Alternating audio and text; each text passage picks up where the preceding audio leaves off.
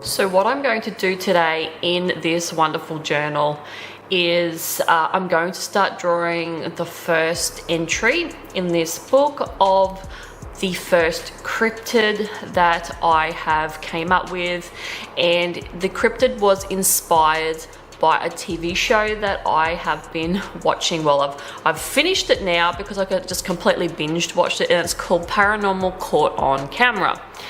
So I've taken a lot of inspiration for this journal and turning this journal into a fictionist field as it basically says here, field notes documented on things that I have witnessed out in the scary world. So this is going to be basically full of it's going to be made into it's going to look like a journal that you see on like shows like Grimm or Buffy or something like that, where they document down and they draw and they write down the monsters that they see.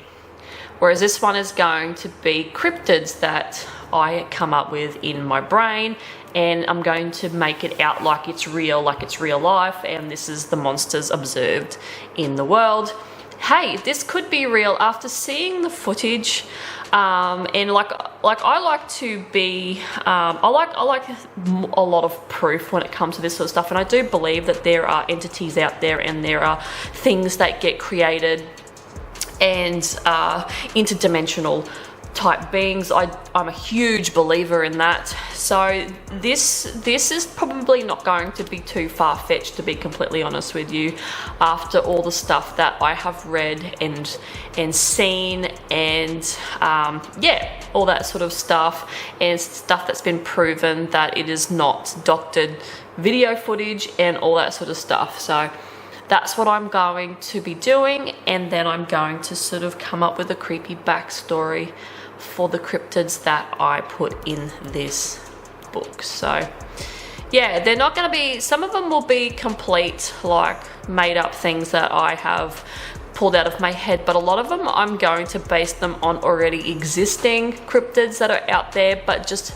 twist them a little bit and sort of make them like a different kind of cryptid that's like an offshoot of a particular one that's already exists, that's already been documented, and then go from there. So that's the idea. So today's cryptid that I'm going to be doing is called a crawling night walker, and it is based on the Fresno Night Crawler. If you don't know what a cryptid is, I'll just give you a little bit of a rundown on what one is. It's basically an animal or an entity that is presumed to exist on Earth that is completely bypassed by the mainstream scientists. Now, these things include cryptids like Bigfoot, Yeti, Loch Ness Monster. They are classed as cryptids, and there is a whole wide range of cryptids now that are being discovered and are being witnessed on cameras, that they have proven that the video footage has not been doctored, that all these things kind of are starting to, appear and exist. And there is also a lot of talk about a lot of these beings and these cryptids being interdimensional as well, which means that there's hotspots on the Earth that crosses over into another dimension, and they appear for like a split second or a couple of minutes, and then they basically disappear back into their own dimension.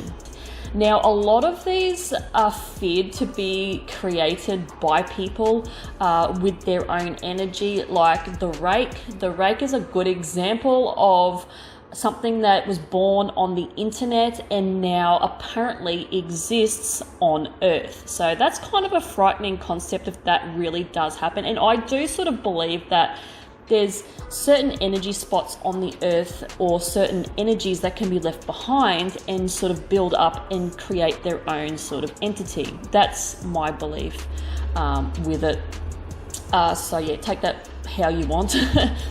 But with the cryptid that I have decided to make up today and sort of model off the Fresno Night Crawler, I decided to make a crawling night walker.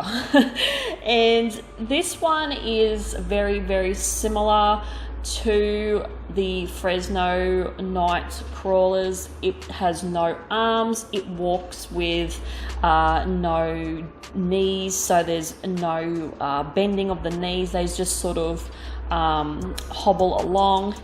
And yeah, they glow like this bright sort of white color.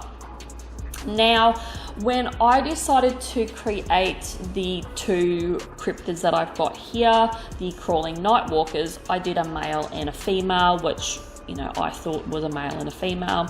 And then when I decided to take away what I drew in the journal and then put it onto a piece of paper and do like a final watercolor piece, I sort of went with the female kind of look, but it's kind of like a merge of both of them. And this thing sort of is, I wouldn't say it's male or female, it's just a monster. It's, yeah, I'm not going to label it as a gender because, yeah, it's just a monster. This end result one. So yeah, we have this cryptid that is completely scary, and it is only about 4 to 5 feet tall, and it crawls along with these 4 legs like a crab. And it does glow. It's a grey sort of color, but it does glow in the night. And I decided to add some gold accents to this thing to make it sort of like seem that the glow sort of comes from this gold sort of bodily fluid that it leaks. It comes out of its mouth and it comes out of its body and just sort of goops on it and drips down. And yeah, that's what this creature is. And I had a lot of fun sort of putting my own spin on the Fresno Night Crawler, and I had a lot of fun doing this in this journal and sort of making this journal like a field notes cryptid journal. There's going to be other stuff in this journal as well, but it's going to be mainly just monsters that I create, and I'm going to put them into the journal, and then I'm going to do like a final piece on that particular cryptid that I have created, and this watercolor version is the final result.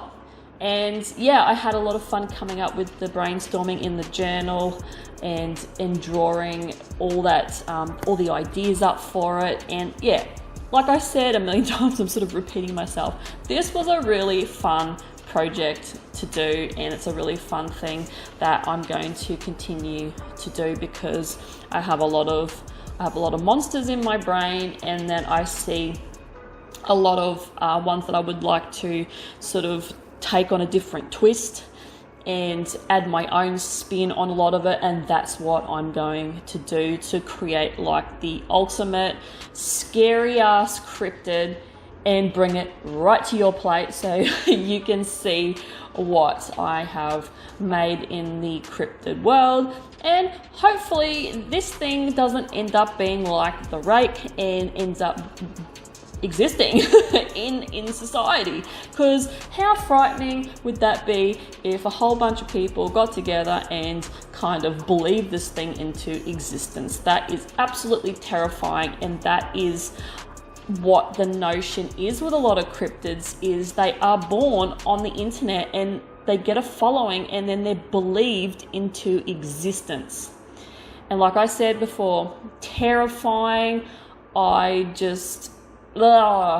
do believe that this world is a creepy world, and I do believe that there is some unexplained shit that happens here, because when you really think about it, you know, there has to be some stuff that our brains sort of can't comprehend because of, look at how like the Earth's made up and how we are like this big ball of rock floating through space. We're not sitting on anything, we're just floating in blackness.